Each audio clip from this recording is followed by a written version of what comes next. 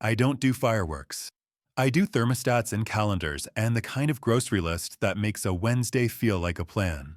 If there's romance in me, it looks like setting two mugs upside down before bed so the morning doesn't have to perform. I like small systems that protect bigger feelings. I'm the guy who labels the circuit breaker and tests the smoke alarms before the chirp. Paige said that was sexy in a way she didn't know how to market. You make rooms calmer, she told me the first time she stayed over through two alarms and a shopping list. I run hot. I need boring that loves me. She ran beautifully hot. She's an art director who turns other people's expensive panic into visuals they call vision. Her bag sounded like a drawer. Her phone sounded like a fire alarm dressed as an opportunity. She could make a room applause-shaped. I could make a room remember its job. Together it didn't feel like compromise. It felt like a house. We talked about kids the way you talk about moving to a different time zone, warmly, theoretically, like a letter you'll mail later. Then the new year arrived with its stern handwriting and Paige said we should take the pressure off. Not pregnant now, she said, palms up like she was negotiating with the air. Just proactive. I turned 35 in August. Work is a bonfire. Let's freeze eggs so biology stops being the person at the party who's always checking her watch. I don't like being bullied by clocks. I also don't like the word later when it's used as anesthesia. Freezing eggs sounded like ordering courage in advance.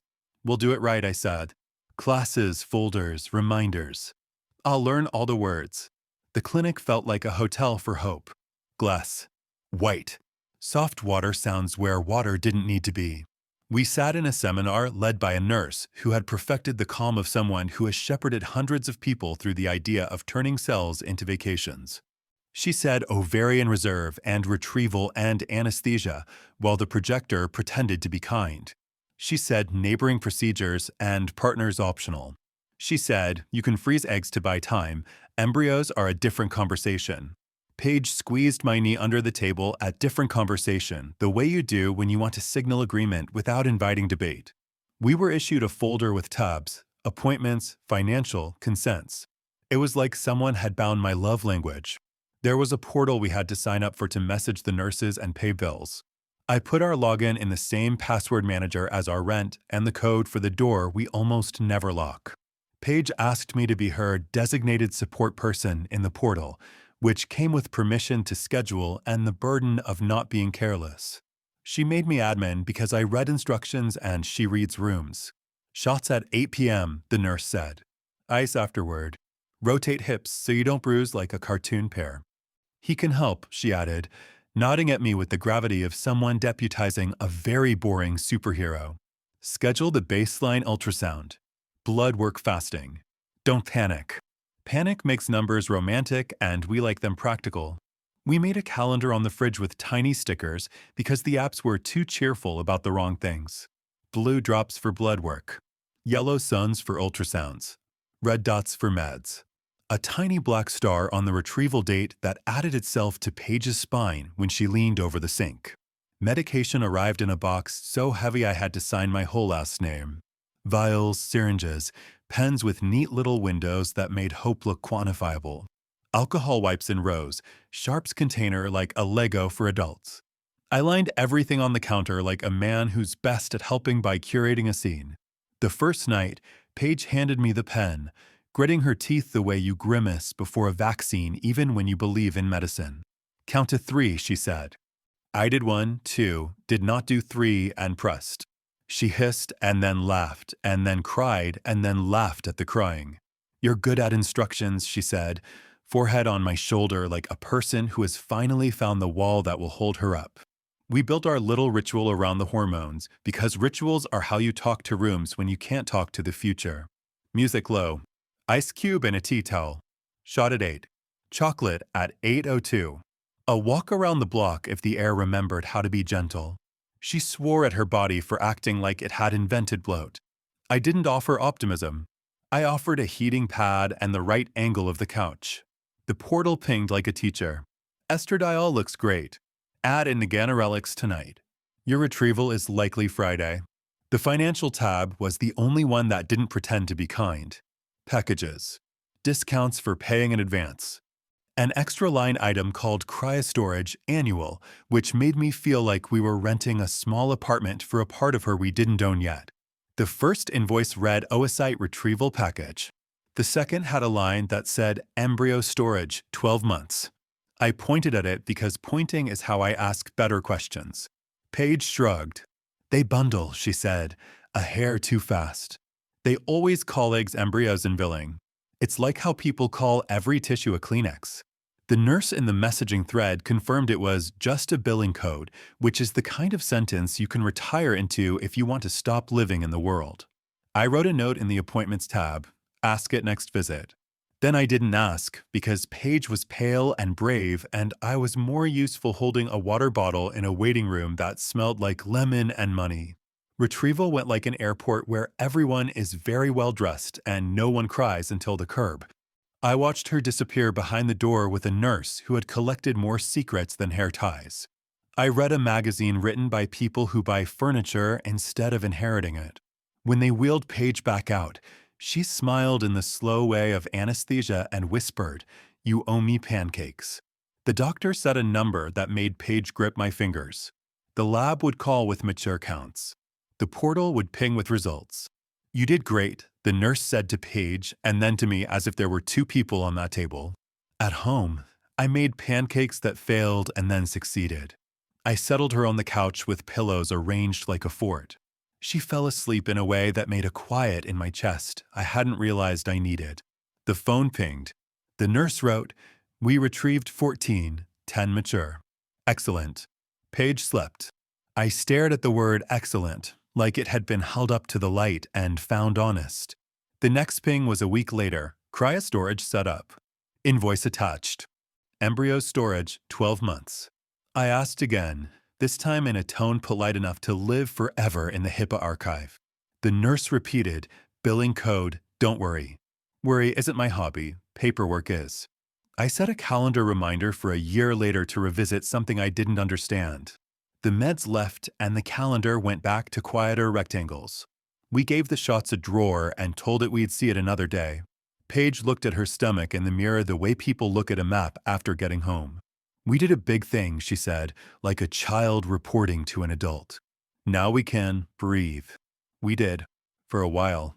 She went back to color and clients. I went back to a building full of teenagers who try out faces and abandon them by lunch. Life did its Tuesday. Every now and then the portal would ping like a smoke alarm with better manners. A cryostorage invoice. A reminder about updated consents. A newsletter with a stock photo of a couple laughing at a laptop, which no one has ever done near a patient portal.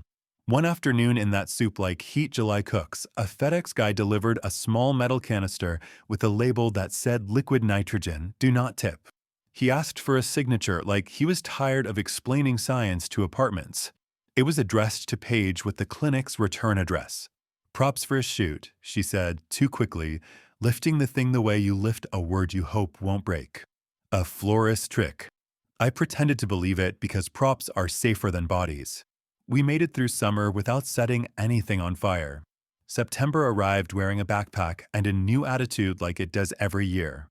Paige began working later again. "Pitch season," she said, and kissed me in a way that felt like paying down a debt. On a Wednesday, she texted, "Might sleep at Lena's. Early call. Don't hate me." I didn't hate her. I put her pillow in the sun because sheets like the same therapy plants do. The portal pinged the next morning with a cheerful dot. "You have new forms to sign."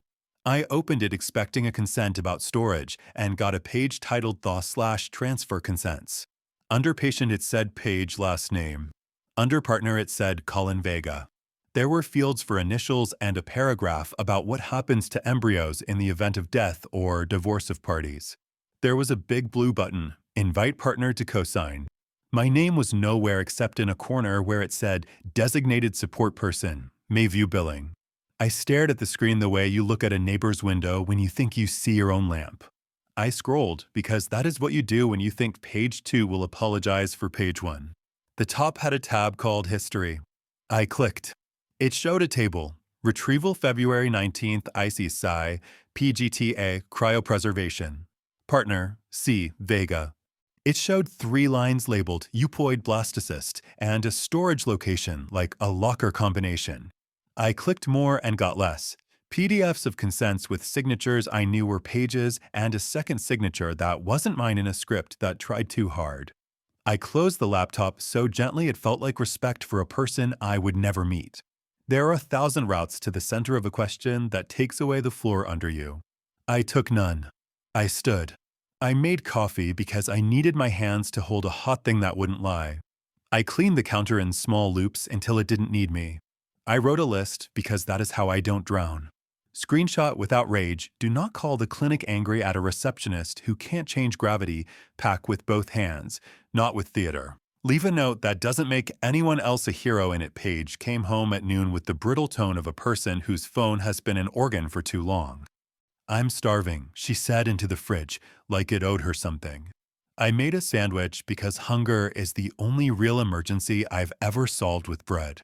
Got a portal ping, I said, unremarkable, like weather. She froze the way deer do in savannah documentaries, not from fear, but calculation. Billing, she asked.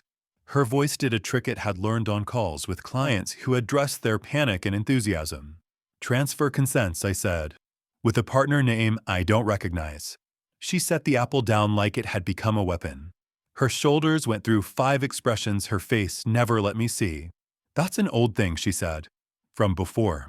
She breathed like a person learning a word for the first time that everyone else in the room knows. With Colin. It was practical. It was insurance. It was a mistake we turned into paperwork. I was going to tell you when the time was right.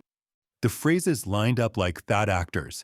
Practical, insurance, mistake, when the time was right. I have been in rooms where the wrong thing tried to be the right thing by hiring adverbs. It never works. You said, take the pressure off, I said, not because I needed to hear myself say it, but because sentences deserve to be returned to their owners when you're done with them. We froze eggs. We did, she said, too quickly. We did. And, before that, we froze embryos. It's different. Different is a good word. It can hold anything you're not ready to drop. The portal wants signatures, I said. It thinks you're going to thaw and transfer with him. It auto-populates, she said. Look. She pulled out her phone and tapped with the frantic confidence of a person trying to get a machine to lie nicely. It's a bug. The app did not care about being called names in a kitchen. It sat there with its bright buttons and its history tab and the way numbers never blush. I don't like courtroom scenes in kitchens. I like plates that make sense and bills that sum and rooms that do not work too hard to forget what's in them. I'm going to take a walk, I said, and then, because there are only so many noble exits available to a person before they become cowardice, I'll come back to pack. I didn't go far. There's a bench 2 blocks over that looks like it was made by someone who respects knees. I sat. I looked at air that didn't need me. I texted Eric, spare room? He sent back the code and a thumbs up that meant, I won't make you explain anything you aren't ready to say out loud. When I returned, Paige had staged the kitchen like a confession scene in a show where the audience knows the twist before the spouse does. No props, no tears. Just a serious woman and a folder, and the version of the truth she thinks will do the least harm. I was 29, she began, and I held up a hand, because biography is not the same as apology. You don't have to make me the dean of your past, I said. You do have to stop making me a volunteer in your present. She swallowed and nodded like a student who has realized the test was today and not next week. I'm not doing a transfer, she said, pointing at the portal as if it had asked for the floor. I don't know why that went out. The embryos are just there, like assets. They exist. Assets, I repeated. The word tasted like leaving a wallet on a restaurant table on purpose and still calling the bank later pretending you were robbed. I was going to tell you, she said again. I didn't know how. How is the easy part, I said. You use a mouth. I packed, not with fury, with respect for everything that had carried me this far. Clothes. The folder with the deeds and the documents that let institutions treat you like you exist. The lamp that makes even a bad room look deliberate. The analog clock because I don't trust screens to tell me the time without trying to sell me a plan. I left the ring, not the wedding ring we never got around to needing, but the sleep ring we bought when we thought science could turn our fear into averages. I set it on the charger like an app. Where will you go? Paige asked, voice not small but precise, like a person practicing for a hearing. A friend's, I said. I'll send someone for the furniture we came into this with later. I put a note on the counter because ghosts are rude. Pity, we set out to freeze time. You stored a future I didn't know existed. I won't be the person the portal labels support while asking someone else to sign as partner. The rent is paid through the end of the month. Utilities transfer on the 28th. The old basil likes Wednesdays. The new tender things you started in March will die if you keep watering with a wine glass.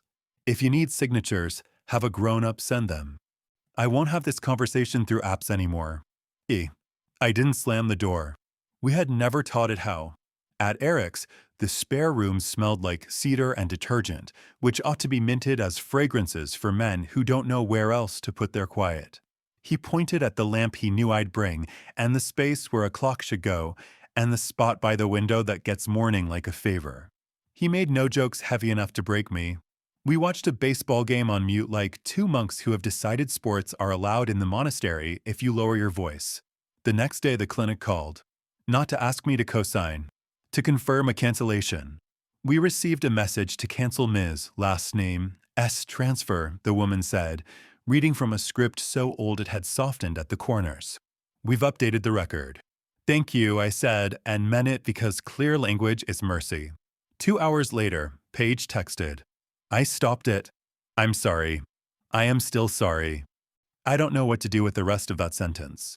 I sat on the edge of a bed that was not mine and replied with nothing. Not out of cruelty.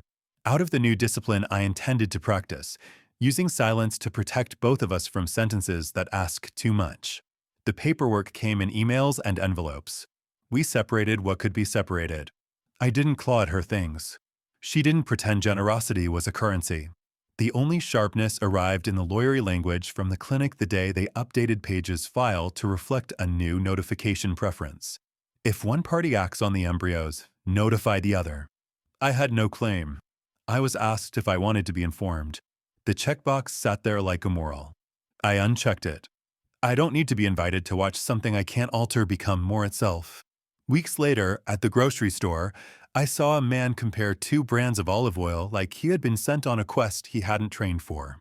He looked up at me when I walked by, and some terrible muscle in my chest tried to ask if his last name was Vega. I kept walking. If fate wants to make a sitcom of you, it should at least pay you scale.